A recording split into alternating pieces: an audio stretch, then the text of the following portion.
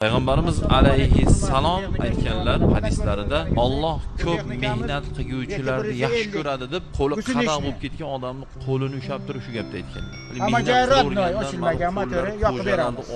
Narxi 65 million bo'ladi. Yili necha mana? 2004-yil chiqardi.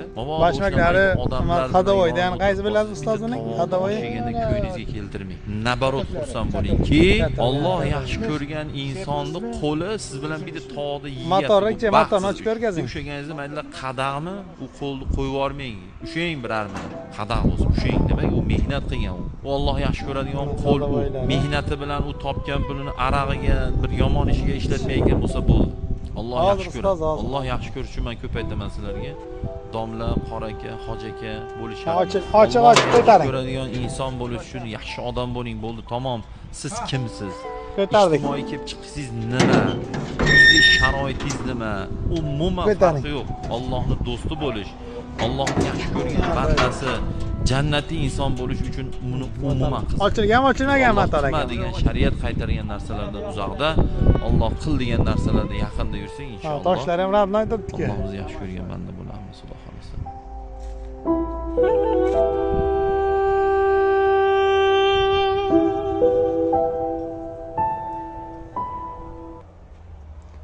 Eshik ochiladimi? Salonni ko'rsak. Necha soat ishlagan bu?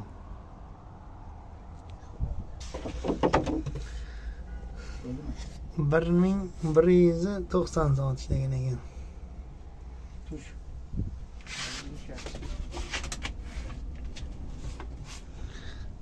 Narxini ayting. Bunisi-chi? Yo'q bali. Ayni keyingisi ikkinchisini ayting. Bunisining bashmagini sotibsiz-da. Ha bu. Buchi aka bu. Nima? Qo'shdingmi? Mana bu yerda to'xtaganimiz ham beti 150 traktori. Gusinishni buning sepini sotganmiz. Buning narxi 35 million. Qancha? 35 million. Buning ham motorni oching, ochilgan, ochilmagan.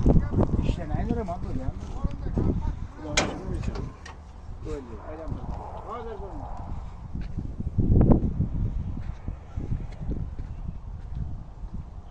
Qani ko'taring qanida motorni ochaylik. Motor qanday ustoz uning? Yonadi. Toshlar yo'ganda oldining.